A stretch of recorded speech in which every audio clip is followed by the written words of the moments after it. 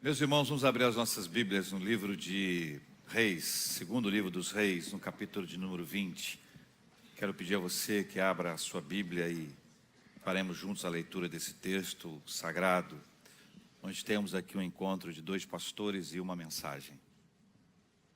À medida que você for abrir esse texto, segundo livro dos Reis, capítulo 20, você vai observar que há, sob o título, alguns outros textos em que esse assunto é também registrado. Eu quero encorajar você a também abrir esse texto. Estamos no segundo livro dos Reis, capítulo de número 20, a partir do versículo 1. Quero pedir que façamos essa leitura de forma alternada. Eu lerei os versículos ímpares juntamente com as meninas, e os rapazes lerão os versículos pares juntamente com o reverendo Homer. Meninas, naqueles dias, Ezequias adoeceu de uma enfermidade mortal.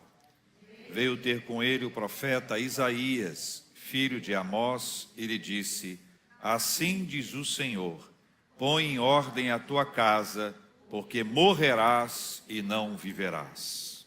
Então virou Ezequias o rosto para a parede e orou ao Senhor, dizendo: lembra-te, Senhor, peço-te, de que andei diante de ti com fidelidade, com inteireza de coração, e fiz o que era reto aos teus olhos, e chorou muitíssimo. Antes que Isaías tivesse saído da parte central da cidade, veio a ele a palavra do Senhor, dizendo: volta e dize a Ezequias, príncipe do meu povo, assim diz o Senhor, o Deus de Davi, teu pai. Ouvi a tua oração e vi as tuas lágrimas, eis que eu te curarei. Ao terceiro dia subirás à casa do Senhor. acrescentarei aos teus dias 15 anos, e das mãos do rei da Assíria te livrarei, a ti e a esta cidade. E defenderei esta cidade por amor de mim e por amor de Davi, meu servo. Disse mais Isaías: tomai uma pasta de figos. Tomaram-na e a puseram sobre a úlcera, e ele recuperou a saúde. Ezequias disse a Isaías: qual será o sinal de que o Senhor me curará, e de que ao terceiro dia subirei à casa do Senhor? Respondeu Isaías: ser-te-á isto da parte do Senhor como sinal de que ele cumprirá a palavra que disse. Adiantar-se-á a sombra 10 graus ou os retrocederá? Então disse Ezequias: é fácil que a sombra adiante 10 graus. Tal, porém, não aconteça. Antes, retroceda 10 graus. Então o profeta Isaías clamou ao Senhor e fez retroceder 10 graus a sombra lançada pelo sol declinante no relógio de Acás. Vamos orar, irmãos. Paizinho, nós pedimos, fala ao nosso coração nesta hora.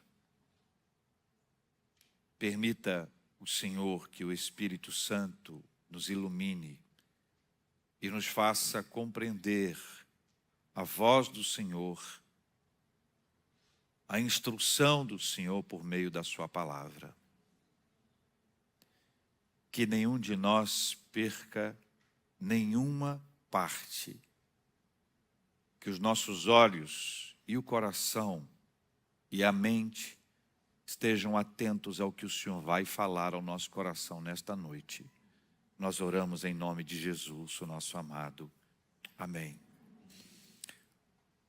Uma pergunta dentro do nosso texto. Isaías, como foi o seu dia? Isaías é o profeta. Isaías é o homem de Deus, chamado pelo Senhor para entregar a palavra do Senhor. Isaías tem diversas experiências maravilhosas com Deus, e esse relato mostra a intensidade emocional e espiritual que vive alguém que precisa entregar a palavra do Senhor. O profeta não escolhe palavra. O profeta fala a palavra, prega a palavra, profetiza a palavra.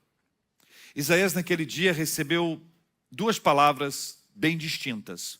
Se você puder acompanhar comigo, veja que no versículo de número 20 há uma declaração clara. Veio ter com ele o profeta Isaías, filho de Amós, e lhe disse: a palavra que estava nos lábios do profeta Isaías para o rei Ezequias era uma palavra dura, uma palavra de morte.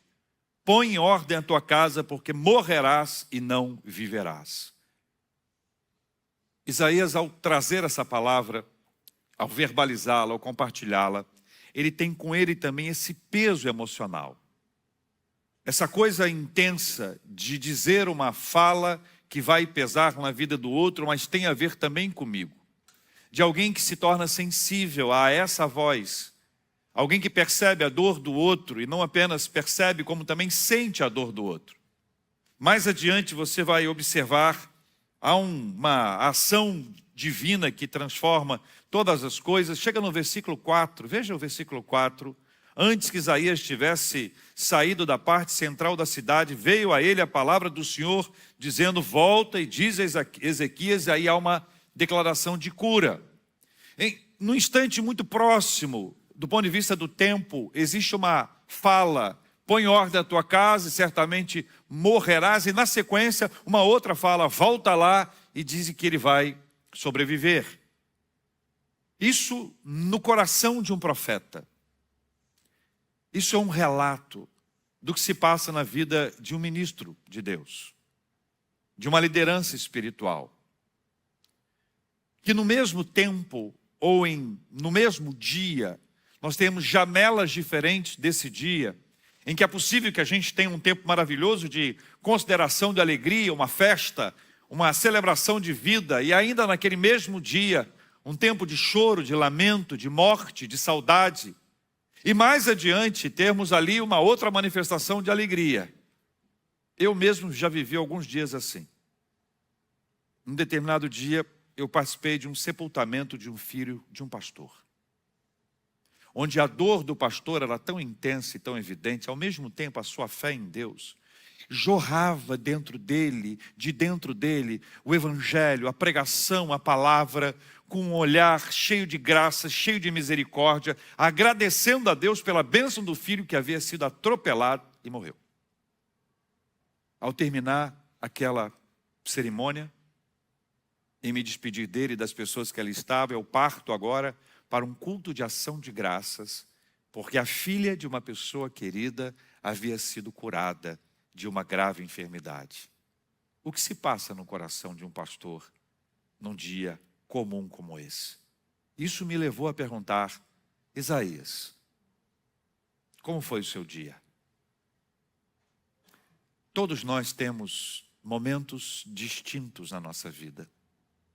Mas o que me traz tranquilidade e paz, e a certeza de que, apesar das diversas nuances do nosso dia a dia, nós ainda seremos mantidos e suportados pelo Senhor, é que Deus falou diretamente com ele, tanto num caso quanto num outro caso. Mas eu quero assegurar a vocês que isso não traz a convicção plena de que tudo vai ficar bem, porque nós somos feitos de carne e osso. Existe um sem número de pastores, país e mundo afora, sofrendo enfermidades emocionais, porque no mesmo dia acontece de tudo. Diante do texto e voltando a ele, o rei Ezequias recebeu uma notícia muito ruim. E daí a pergunta: e agora, Ezequias? Pois é, quando a gente olha para Ezequias, a primeira cena que a gente imagina é alguém no seu leito de enfermidade recebe a notícia: o pastor está vindo te visitar.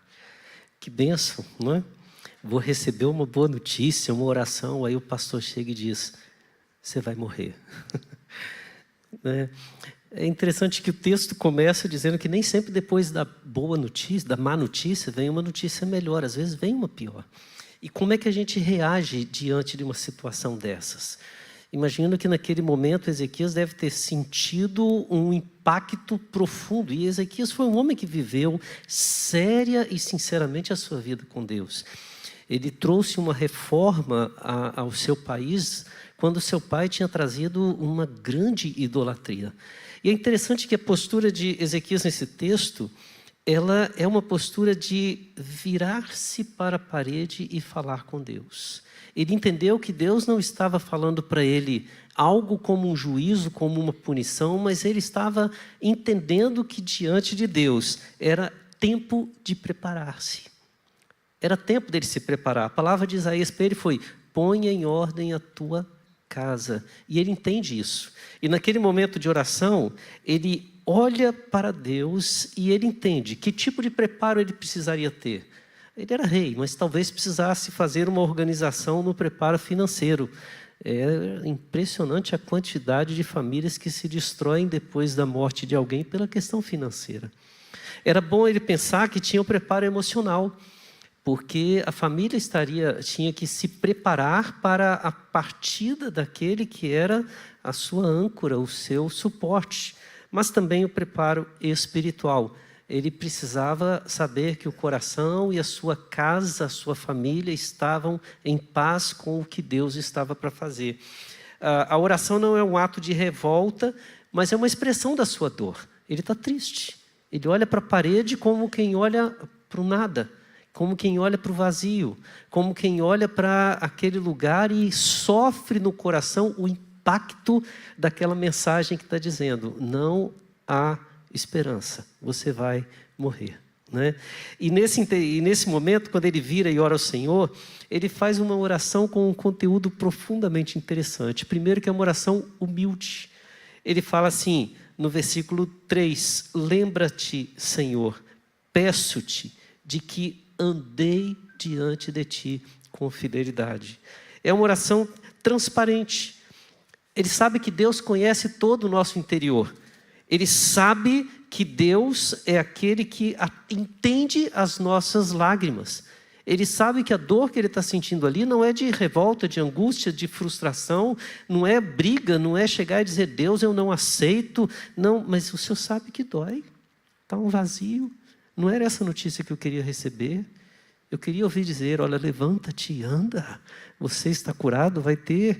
Ele queria essa notícia, mas ele derrama suas lágrimas diante de Deus, com humildade, com transparência, quando ele diz que serviu ao Senhor com interesse. Eu coloquei todo o meu coração para te servir, mas também de uma forma submissa. Ele reconhece, ele sabe que Deus conhece a nossa história.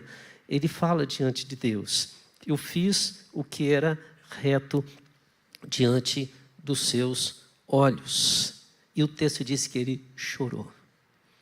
Ele extravasa a sua tristeza. Irmãos, muitas vezes nós não queremos receber a notícia que Deus tem para nós. Mas precisamos entender que Deus é o Senhor soberano sobre as boas e sobre as más notícias. Deus é o Senhor que controla a história em todas as situações. Mas nós, como humanos, não precisamos negar quem somos. E ele vai para Deus, e ele expressa isso para Deus. Ele abre o coração, ele desabafa diante de Deus. Ele não pede que Deus lhe cure. Ele reconhece diante de Deus que há muito a fazer e que ele tem pouco tempo para fazer tudo que está diante de si. A esperança que enche o seu coração diante de uma notícia de morte é certa. Ele olha para aquele momento como se tivesse a dizer: quanto tempo eu tenho para preparar minha casa? Será que eu vou conseguir? E agora, o que fazer? Ele não pede a Deus que lhe dê vida. Ele pede a Deus que lhe dê uma certeza de que há esperança para ele cumprir esse papel. Então ele não pede a cura física, mas ele pede uma cura. E qual é o caminho para a cura divina? Deus, por sua imensa graça, gera a bênção da saúde sobre nós. Quais os caminhos da cura divina? Essa é uma pergunta que o texto nos responde. Versículo de número 7, se você puder, leia comigo, por gentileza. Disse mais Isaías: tomai uma pasta de figos, tomaram-na e a puseram sobre a úlcera, e ele recuperou a saúde. No ministério de Cristo, muitas vezes as pessoas eram curadas. As enfermidades físicas, as enfermidades espirituais, Todas elas eram enfrentadas por Cristo em razão da sua ordem de vida sobre as pessoas. Os textos, os relatos são impressionantes. Você deve se lembrar do episódio que envolveu aquela mulher chamada hemorrágica, né? Ela sofria dessa enfermidade há 12 anos. O relato de Lucas, médico, é de que ela havia investido todo o seu dinheiro para que fosse curada e não conseguiu. Até o dia que ela sabe que Jesus está passando por ali, ela sai de sua casa e ela diz: se eu apenas me tocar as vestes, eu serei curada. A cura estava nas vestes, a cura estava na fé dessa mulher, a cura estava em Jesus.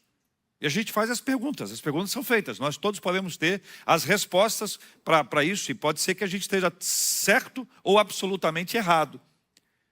Quando uma pessoa recebe uma cura, tem alguém que passa por uma experiência de enfermidade e pela graça de Deus ela alcança a bênção da cura. E às vezes uma pessoa ora pela vida dela, ela recebe a cura. A cura se deu porque a pessoa que orou tinha muita fé, a pessoa que recebeu a oração tinha muita fé, ou aquela tia dela que mora a 500 quilômetros de distância, que tem orado pela vida dela, a razão da cura foi a oração daquela mulher. Curiosamente, as 3 perguntas ou 3 respostas são complexas, porque elas apontam para pessoas. Então, se um pastor orar por alguém e a pessoa for curada, é possível que essa pessoa diga: quem me curou foi o pastor fulano. E é possível que o pastor fulano conte para todo mundo que ele orou e que ele curou a pessoa. E os 2 podem estar errados. Porque a cura vem de Deus. O ser humano não tem cura, o ser humano é doente. Nós todos dependemos de Deus para todas as coisas, e Deus é tão maravilhoso que nessa altura do texto aqui, Ele preparou uma pasta de figos, que seria uma espécie de remédio. O remédio foi utilizado, e a orientação vem do profeta. Veja o versículo 7. Qual é o versículo 7? Tomai uma pasta de figos. Quem está dizendo isso é o profeta. É o profeta de Deus. E alguém poderia dizer: profeta sem fé. Esse profeta é mole. Eu quero um profeta que declara a cura de uma única vez. Que ele jogue em cima de mim um paletó e eu saia curado, ainda que deitado. O remédio é a pasta de figos. Aí alguém vai dizer: está vendo? Estou dizendo isso, Deus não cura ninguém, quem cura é a pasta de figos.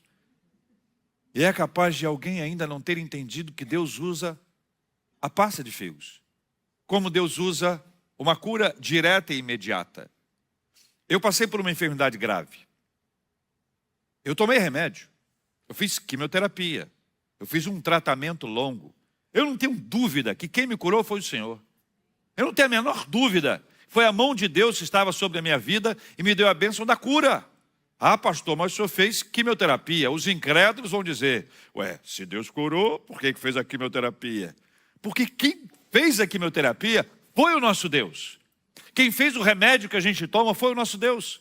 Quem nos deu a bênção dos médicos, da medicina, dos cientistas que preparam as medicações todas que ali estão. Quem você acha que foi? Foi a inteligência dada por Deus. Então Deus pode. Deus pode, numa única palavra, declarar e decretar a cura dele sobre a nossa vida. E Deus pode também nos dar a bênção do remédio e a bênção dos médicos. O apóstolo Paulo foi um homem muito abençoado. Você acredita que ele teve uma enfermidade que não foi curada? Mas você acredita que ao lado dele tinha um médico, conhecido como médico amado, que também era um evangelista, um escritor, Lucas, que acompanhou Paulo o tempo inteiro das suas viagens? Deus pode nos curar, e o caminho da cura pode ser claramente um remédio que Deus pode utilizar, como pode ser uma declaração direta da parte dele. Se orar por você e você receber a cura, não atribua a mim, nem eu atribuirei a mim. A cura é divina pela graça de Deus. Mas fica uma pergunta: nós podemos pedir a Deus um sinal? Pois é. Aí a gente tem que entrar numa outra cena, né? Chega o profeta, chega o pastor, diz assim: você vai morrer. Passa o tempinho, ele chega e diz assim: Deus vai te dar mais 15 anos. O tempo foi dado. E na hora a gente tem aqui o relato que Ezequias diz assim: qual será o sinal? E é muito interessante porque o sinal ele pode ser um ato de fé ou de incerteza, né? Eu posso pedir um sinal porque eu tenho fé. Eu posso pedir um sinal porque eu estou na dúvida. O sinal, ele pode representar submissão à vontade de Deus ou uma oportunidade para lançar sobre ele possíveis culpas. Se der certo, tudo bem. Se der errado, foi ele que fez isso, né? O sinal, ele pode ser fruto de comunhão com Deus ou pode ser fruto de uma idolatria. Assim como pode confiar mais na pasta de figos, a gente pode confiar mais nos sinais do que naquele que opera sinais. Mais importante do que o contexto é o que está dentro do nosso coração. A gente precisa entender profundamente aquilo que está dentro do coração de Ezequias quando ele pede um sinal a Deus. O que está passando por ele? E nesse momento a gente precisa entender que há uma intrigante ligação entre Ezequias e seu pai Acás com respeito a esse tema. Acás foi um rei idólatra que vendeu as riquezas do templo em troca da segurança da Assíria. A mesma Assíria que está agora cercando, que cercou Israel, que causou uma grande calamidade, e e Ezequias recorre a Deus, pedindo para livrar, e Deus dá o livramento, e nesse texto ele promete que uma das situações que vai acontecer é ele estar livre da Assíria. Acás, ele vendeu todos os utensílios, doou todos os utensílios do templo. E há um momento em Isaías capítulo 7, versículo 11, que Isaías chega para Acás e fala com ele que ele vai livrá-lo da Assíria, ele vai livrá-lo das perseguições, ele está vendendo o império, e Deus está dizendo, eu vou te livrar. Isaías fala com ele, pede um sinal a Deus. A resposta de Acás foi, não o pedirei, nem tentarei ao Senhor. Não foi por fé, mas por desprezo.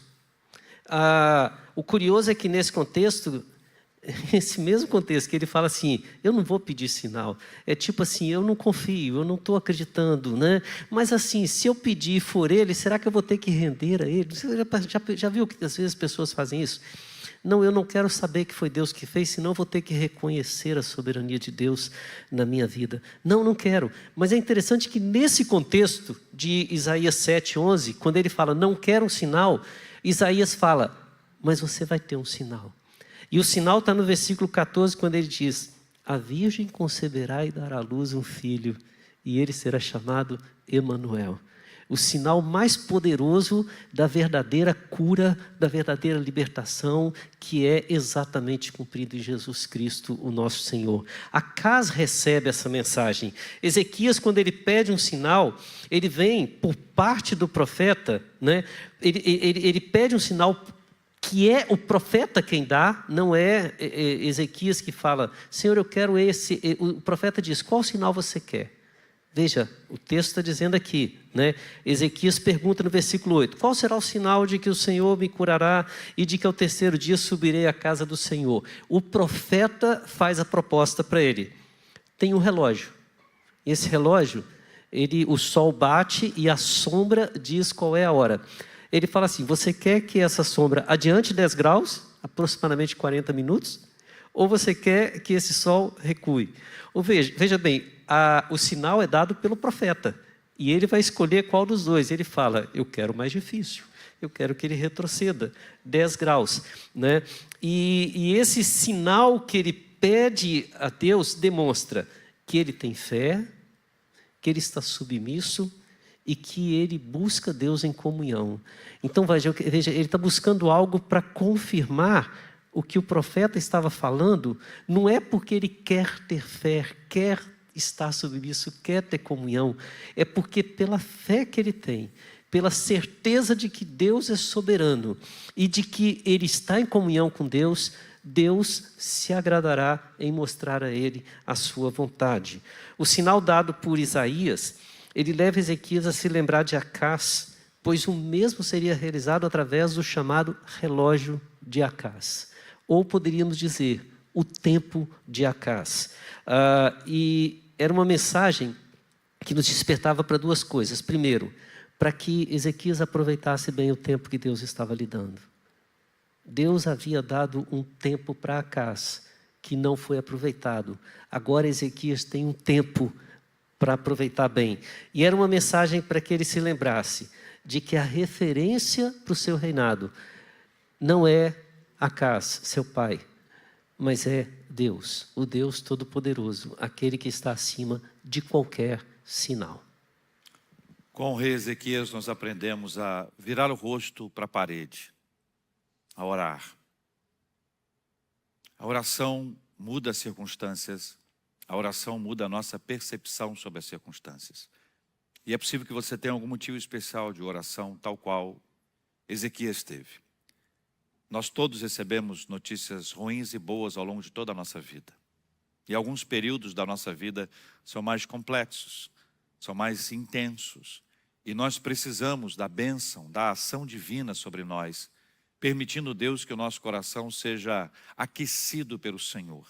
Que o nosso coração seja consolado, confortado, animado pelo nosso Deus e Pai. As lutas da nossa vida são imensas e são intensas, mas você não precisa passar por elas sozinho ou sozinha. Você pode pedir a bênção de Deus em nome de Jesus. Meu pedido a você, e é um desafio a você, o pedido é: não guarde essa luta com você somente. Se há alguém que precisa conhecer a luta pela qual você está sofrendo, esse alguém é o nosso Deus. E é o tempo de você compartilhar com Ele. O desafio é: deixe o seu lugar, venha à frente e vamos pedir juntos ao Senhor. E vamos clamar juntos ao Senhor que Ele nos ajude. Pode ser uma questão de enfermidade, pode ser uma enfermidade do coração, machucado e ferido, dolorido por algum tipo de problema. Pode ser uma questão financeira, pode ser uma questão de relacionamento com outras pessoas, trabalho, estudos. Nós vamos conversar com Deus e vamos compartilhar com Ele em nome de Jesus. Deixe o seu lugar e vem aqui à frente. Nós vamos orar juntos agora, pode vir.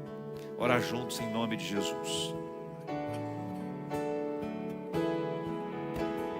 Aclame ao Senhor toda a terra e cantemos poder, majestade, louvores ao Rei.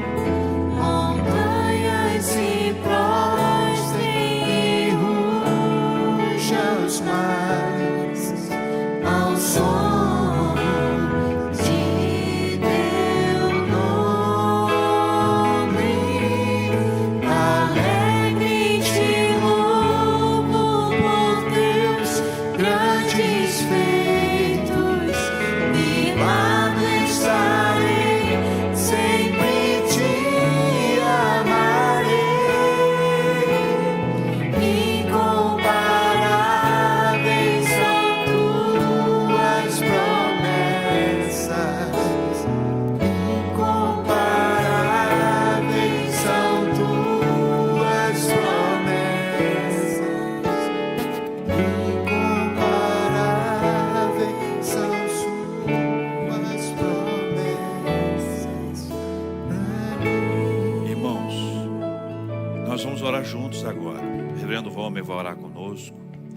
Você vai ter um tempinho para colocar diante de Deus. Qual é a sua questão? Ou quais são as questões? O que que você precisa compartilhar com Ele? Qual a luta que você está vivendo hoje? Qual é a batalha que você está enfrentando? Eu quero lembrar mais uma vez: você não precisa passar por uma luta sozinho ou sozinha. Deus está conosco o tempo inteiro. Apegue-se a essa palavra em nome de Jesus.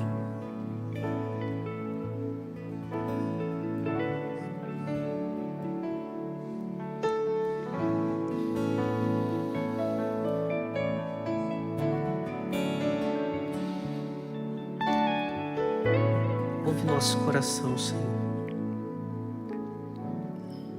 Cada um de nós sabe o que está lá no profundo da nossa alma. A gente sabe que a Tua palavra já chegou ao nosso coração.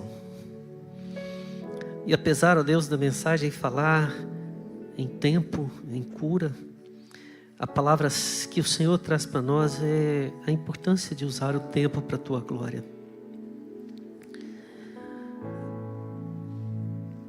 Pai, dói em nós como mensageiros, dói em nós como os que recebem a mensagem. Mas, ó Deus, o que há comum entre nós é que o pecado continua nos afastando de Ti. Mas é perante Ti em oração que a gente derrama nossa alma. É perante Ti, ó Deus, em oração que a gente chora. Que a gente reconhece, ó Deus, que as lides ministeriais muitas vezes nos fazem viver emoções tão diversas, tão intensas, que também o nosso coração está em frangalhos e nós dependemos de Ti. Como dependemos de Ti, Senhor. Pai, Tu sabes, ó Deus, as aflições de cada irmão que aqui está, daqueles que estão nos acompanhando pela internet, daqueles que nem puderam estar presentes, estão em luta, seja a luta em uma enfermidade hospitalar ou em casa, física, emocional, espiritual. Ó Deus, aqueles que estão passando pela dor da perda, aqueles que estão passando pela luta, ó Deus, com familiares que parecem estar tão distantes do Senhor. Pai, nós clamamos a Tua misericórdia, Senhor, a Tua graça, o Teu favor.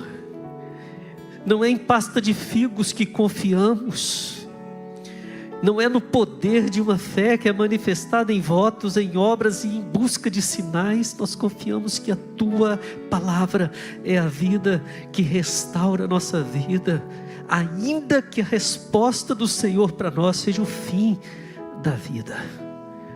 Ó Deus, é em Ti, ó Pai, que nós somos fortes, é em Ti que nos fortalecemos, é em Ti que nos levantamos, e ó Deus, no meio da dor, cantamos a Ti glórias. Louvado, exaltado seja o nome do Senhor. Pai, nos faça, ó Deus, sim, orar a respeito da nossa vida, dizendo que procuramos andar em integridade, Te servir de todo o coração, sim, ó Deus, mas nos faça entender que nas Tuas mãos é o melhor lugar para estar, e sob a Tua direção é o melhor caminho para a gente trilhar. Deus, nos faça sair daqui fortalecidos. Se o Senhor nos trouxer a cura, nos trouxer a paz, a alegria, ó Pai, não nos deixe ensoberbecer, não nos deixe ficarmos orgulhosos. Entendamos, ó Pai, que a graça veio do Senhor, e sejamos, ó Deus, gratos e prontos para retribuir a bênção do Senhor. Se porventura, ó Deus, a Tua palavra é a palavra que nos manda preparar a casa, nos ensina, ó Deus, a fazer isso com fidelidade.